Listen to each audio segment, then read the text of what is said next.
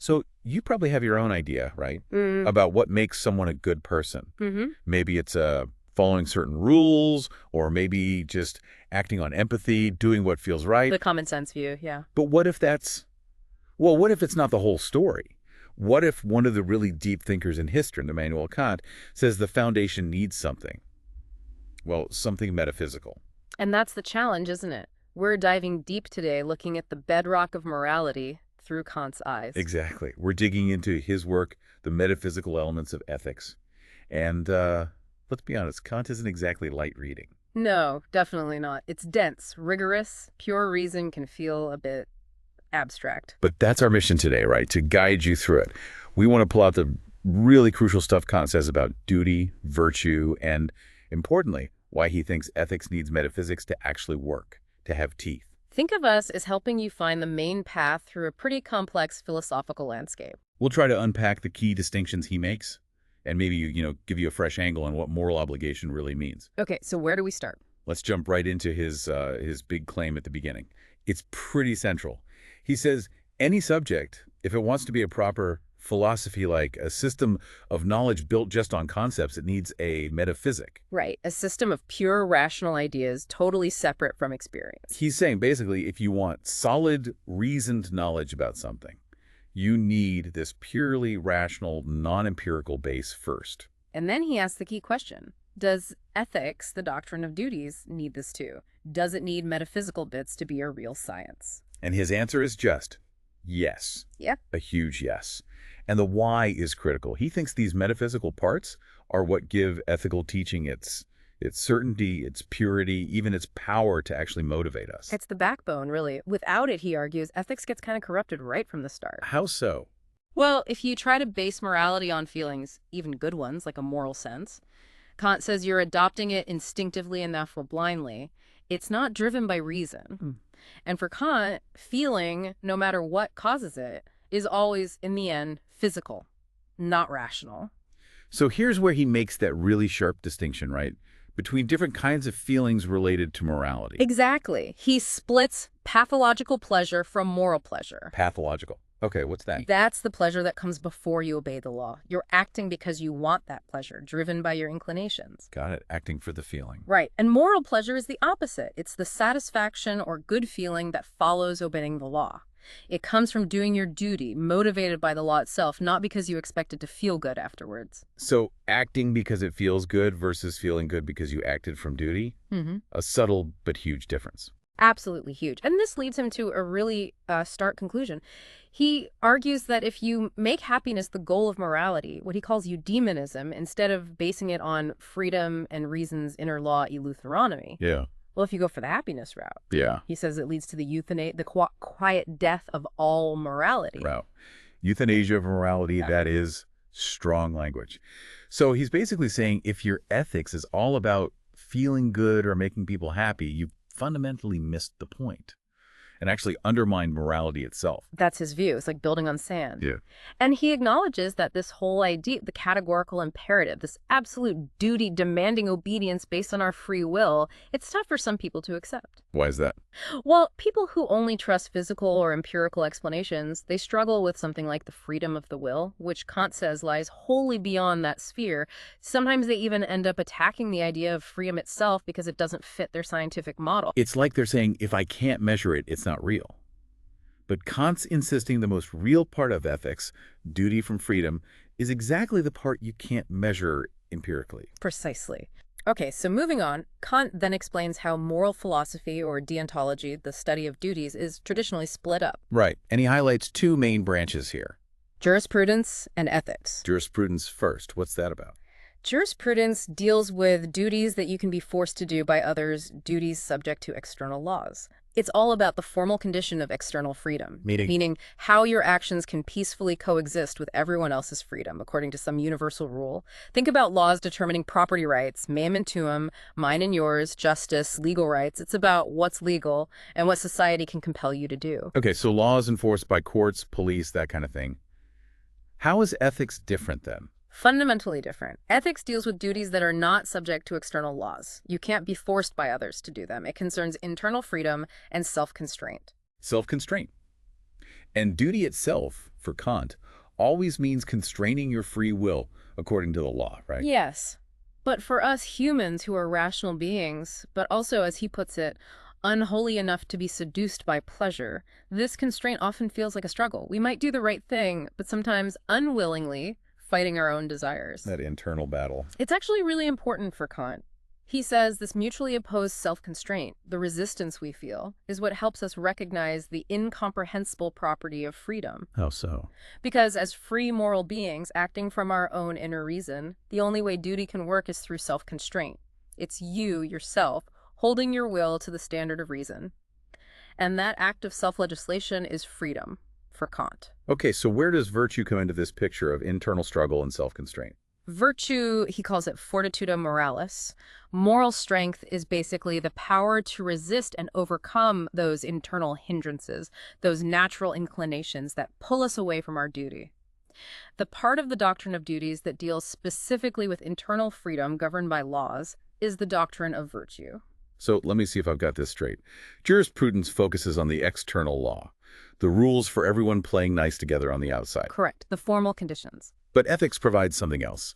It gives us a matter, an end or a goal that pure reason says is objectively necessary, an end that is itself a duty for everyone. Exactly. And we need this kind of moral end in ethics because it serves as a counterweight to the ends our inclinations push us towards, ends which might, lead us away from duty. And why are ends so crucial for ethics, but not so much for jurisprudence? Because you can't be forced by someone else to have an end, to adopt a goal as your own. Think about it. Someone can force you to dig a ditch as a means to their end. They want the ditch. But they can't force you to want the ditch, to make digging it your own personal goal. Adopting an end is an act of freedom. Ah, okay. So if reason itself tells you that you ought to make something your end, then it's an end which is in itself a duty. Precisely. And the study of these kinds of ends, these duties as ends, belongs uniquely to ethics because it involves that inner self-constraint.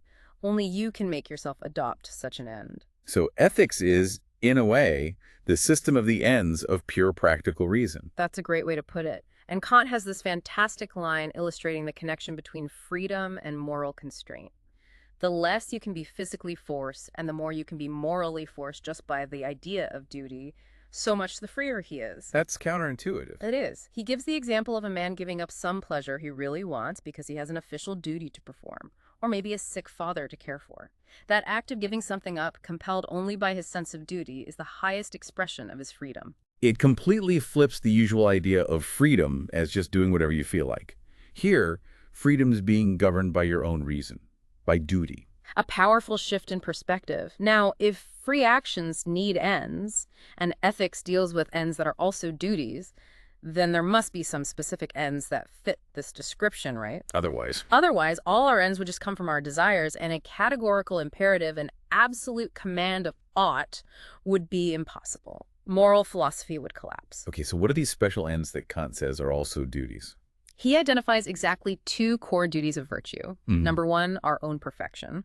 Okay. And number two, the happiness of others. Our own perfection and others' happiness. And he's really strict. You can't flip them. Like, my happiness isn't my duty, and your perfection isn't my duty. Absolutely not. Let's unpack why. First, why isn't your own happiness a duty? Kant's reasoning is simple. You already seek your own happiness. It's a natural impulse, hardwired into us. Right. We just do it anyway. Exactly. And duty, remember, involves constraint to an end you might not naturally want, an end reluctantly adopted. It's a contradiction to say you're obligated by duty to pursue something you inevitably pursue anyway. Makes sense. Duty implies an ought, where inclination might not be enough. What about the other way around? Why can't another person's perfection be my duty? Because a person's perfection, in Kant's view, is about their ability to set their own goals according to their own understanding of duty. It's an internal act of their own free will. So it's a contradiction to make it your duty to achieve something that, by its very nature, only they can achieve for themselves. You can help, maybe encourage, but you can't make someone perfect themselves morally or develop their talents for them. Okay, so these two stand. Our own perfection and the happiness of others. These are the goals reason commands as duties. Let's dig into the first one, our own perfection. What exactly does he mean by perfection? Yeah, it's not about having perfect natural gift. It's something you do. It's the effect of your own action. It's about cultivation. Cultivation. And he breaks this down into two parts, right? Two aspects of self-perfection that are duties. That's right. First, there's the cultivation of your, let's call it physical perfection, but that includes your natural capacities, your mind, your skills, your body's abilities. It's a duty to develop these faculties so you can achieve all sorts of possible ends later on. Like developing your potential. Exactly. Reason commands this unconditionally. It's about lifting yourself up from your rudeness or animal nature, as he says, towards the ideal of humanity through learning, practice, correcting errors. It's about making yourself worthy of the humanity that dwells in him. Okay, develop your talents. What's the second part? The second is the cultivation of your moral perfection. This is about your will, your moral character. It's the duty to cultivate your inner disposition so that the law itself becomes the motivating force, the spring of your actions. So not just doing the right thing, but doing it because it's the right thing, acting purely from duty. Precisely. That's internal, morally practical perfection. He connects this to the moral sense, which he sees not as an intuition, but as a feeling that results from the awareness of the law within you. Okay, develop abilities and purify motivations. That sounds incredibly demanding. Oh, it is. And Kant adds another crucial layer here. These duties of perfection are indeterminate obligations. Indeterminate. Meaning what? Meaning reason doesn't give you a precise formula for how far you have to go. How much knowledge should you acquire? How perfectly pure must your motives be? There's no set limit. The law commands the maxim, the general policy. Adopt the maxim of cultivating your faculties. So it's like, make it your policy to improve yourself, but not, you must achieve X level of knowledge by Tuesday. Exactly. And for moral perfection, the duty isn't to be perfectly pure, which Kant thinks might be impossible to even know for sure, but to strive with all your power for the thought of duty itself to be the reason you act. So the striving is the key. Yes. And he's quite realistic, noting you can never be fully certain about the purity of your own motives, even in a single action. We often have mixed motives. And maybe some people who seem virtuous have just been lucky enough to avoid really tough temptations. The duty is the continuous effort. Okay. That covers our own perfection. What about the second duty, the happiness of others? Right. So while just wishing people well might be easy, actively working for their happiness, benevolence, especially when it costs you something, that's the duty. And it can be hard. Where does this duty come from, according to Kant? How does he ground it? He links it back to our own nature. Our self-love makes us need the love and help of others to be happy ourselves. So we naturally make ourselves an end for others. In that sense, we want them to consider our happiness. Okay. To make that a universal principle that everyone should consider others' happiness because they want their own we have to flip it. We must also make others our ends. Therefore, promoting the happiness of others becomes an end that is also a duty. A kind of rational requirement for consistency, based on our own needs. Is this duty also indeterminate? Yes. It is. You're obligated to sacrifice some of your own well-being for others, but Kant says it is impossible to assign definite limits how far that may go. It requires judgment. You don't have to fulfill every wish someone has, especially if they have no right to demand it. And crucially, sacrificing your own true needs completely couldn't be a universal law. If everyone did that, nobody would have any needs met. Right, it would collapse. So like with perfection, the law commands the maxim, adopt the policy of doing good for others rather than prescribing specific actions or amounts. Now, does this mean we have a duty to actually feel love or affection for the people we help? Kant is very clear here. No. Love is a feeling, an inclination. You can't command feelings. The duty is benevolence, the action of doing good according to your ability. You have a duty to do good whether you love them or not. That's different from how many people think about kindness or charity, isn't it? Yeah. Often it's linked to empathy or feeling compassion. It is different. But Kant offers an interesting psychological insight here. He suggests that while the feeling of love isn't the duty, the practice of beneficence, the act of doing good, can actually produce the feeling over time. He basically says, do good to your neighbor, and this action will eventually cultivate in you the love of mankind, as a kind of settled habit or inclination. So the action can shape the feeling, not just the other way around. That's powerful. What about the negative side? Not just promoting happiness, but avoiding harm. Yes, that's part of it too. There's a duty to promote the moral well-being of others, which is primarily a negative duty. It means you have a duty not to do things that might tempt or mislead someone into acting against their own conscience, not to give him occasion of stumbling, as Kant puts it. So don't lead others into wrongdoing. Exactly. And this, too, is an indeterminate obligation. There are no precise lines defining how far you must go to avoid potentially causing moral harm to others. It requires ongoing judgment. Okay, let's just take a step back for a second to make sure we're clear on how these ethical duties actually operate. Kant stresses again, ethics provides laws for the maxims of our actions. Right, the underlying principles we act on, not necessarily the specific actions themselves. Exactly. Jurisprudence gives laws for actions, don't steal. Yeah. Ethics gives laws for maxims, adopt the maxim of respecting property. And this whole concept of an end, which is also a duty like our perfection or others' happiness, is what grounds these laws for maxims. It forces you to align your personal goals with these objective, rational ends. And this focus on maxims is why ethical duties feel different from legal ones, why they have that indeterminate quality. Precisely. Juridical duties are strict. The law says do X or don't do Y. It's black and white. But ethical duties are indeterminate. Because the law commands the general maxim, not a specific act or degree, there's some leeway, some latitude in how much you fulfill the duty. But this latitude, this wiggle room, it's not an excuse to just ignore the duty, right? No, absolutely not. Kant is very clear. It's not permission to make exceptions to the maxim itself. It's permission to sometimes limit one duty maxim by another. For example, your general duty to help strangers might be limited by your specific duties to your family in a particular situation. You have to judge how to balance them. Kant actually sees this latitude as positive. It enlarges the field for the practice of virtue, giving you more room for moral judgment and choice. And he says only certain kinds of duties are really duties of virtue. Yes, only these imperfect duties, the ones with latitude, like promoting perfection or happiness, are duties of virtue.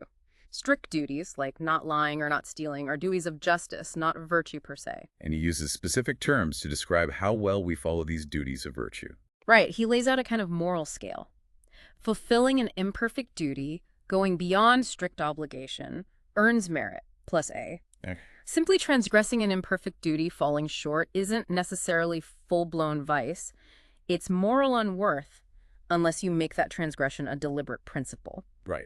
Making the transgression of duty your actual principle, your maxim, that's vice A. Okay, and virtue itself. Virtue is the strength of your purpose, your resolve in fulfilling these imperfect duties, and lack of virtue is simply weakness in fulfilling them, falling short without necessarily being vicious. So just following the basic rules of society, like not stealing, isn't technically meritorious. Correct. Simply conforming your actions to what the law requires, legality, isn't inherently meritorious. It's expected.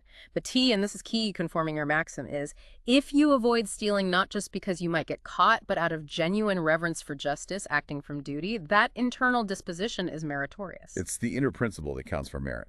Exactly. It's making the law itself the spring of your action. And the same goes for the general ethical command. Act dutifully from a sense of duty. Cultivating that disposition, making duty your primary motive across the board, that is meritorious because it involves strengthening your commitment to the law itself. And this merit, especially from fulfilling ethical duties, seems to come with its own kind of reward. Yes. Kant connects these indeterminate duties to a subjective ethical reward, a kind of moral pleasure or inner satisfaction. This is where the saying, virtue is its own reward, gets a very specific Kantian meaning. Interesting. He even distinguishes between sweet merit, the pleasure you might get from successfully promoting someone else's happiness and seeing them appreciate it, maybe feeling empathy, and bitter merit. Bitter merit. That's the deeper satisfaction you get from doing your duty to promote someone's true welfare, even if they don't recognize it or are ungrateful. It might not feel sweet, but it yields a pure self-satisfaction simply from having done the right thing according to reason. Let's delve a bit more into virtue itself. You said it's the strength of our maxim in obeying duty. Yes, and that strength is really shown by the obstacles it has to overcome, namely our own natural inclinations that are constantly pulling us in directions that conflict with our moral purpose, with duty. So it's about overcoming internal resistance. Exactly. Since those obstacles are internal, virtue isn't just any kind of strength. It's specifically self-constraint. It's you imposing the law of your own reason upon your reluctant inclinations. This is guided by internal freedom and the idea of duty itself. So it's not just raw willpower. It's willpower directed specifically by rational duty. Precisely.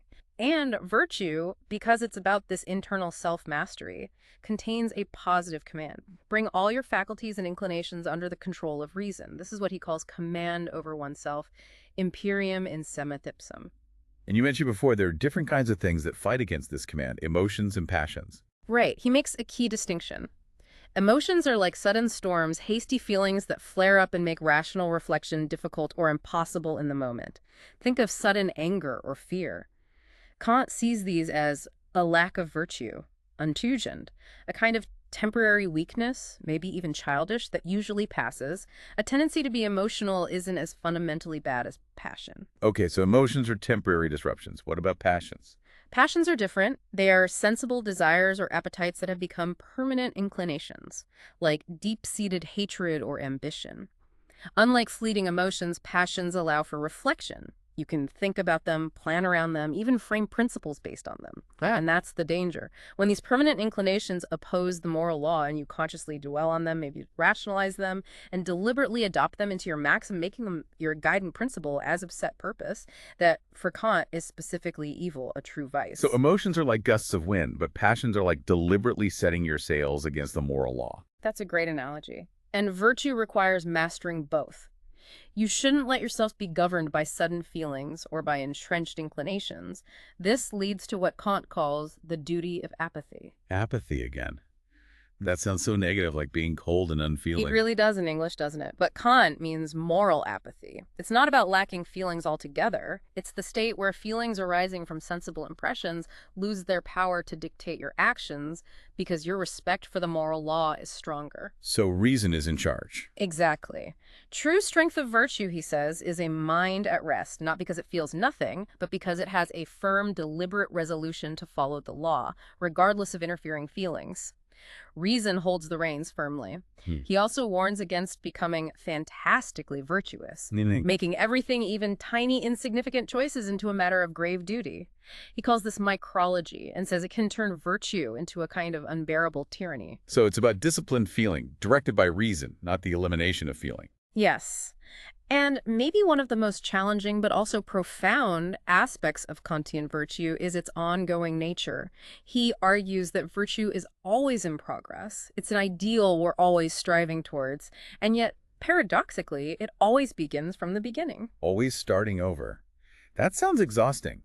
What does he mean? How should you, the listener, think about that? It sounds daunting, I know. But think of it this way. Because we're human, with inclinations that constantly pull at us, we can never just achieve virtue and then rest on our laurels. The maxims of virtue can't become mere habit.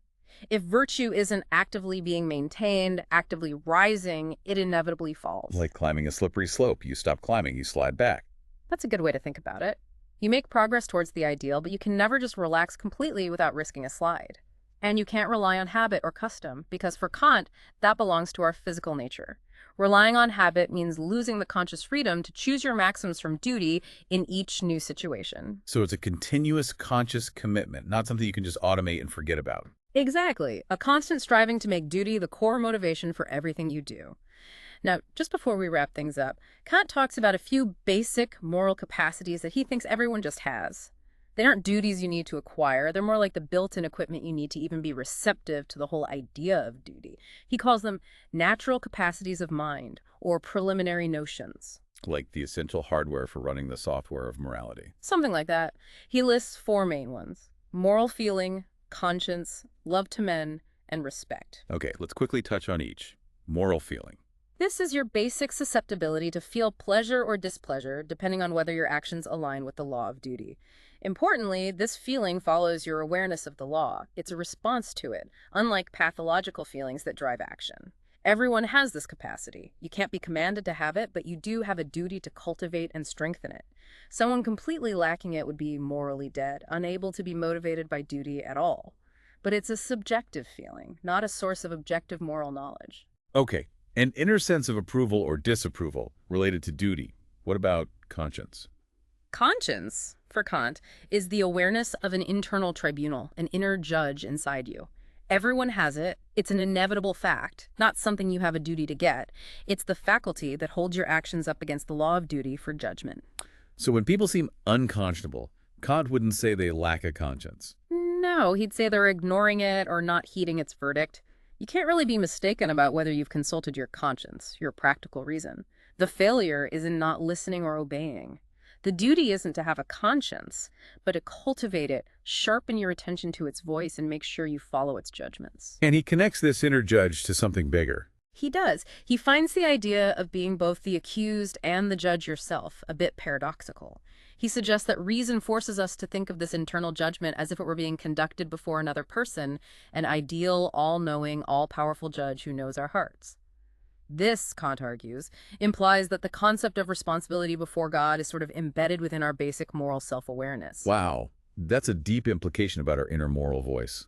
Next was love to men. Right. As we discussed earlier, this is primarily a feeling and inclination, so you can't have a duty to feel love.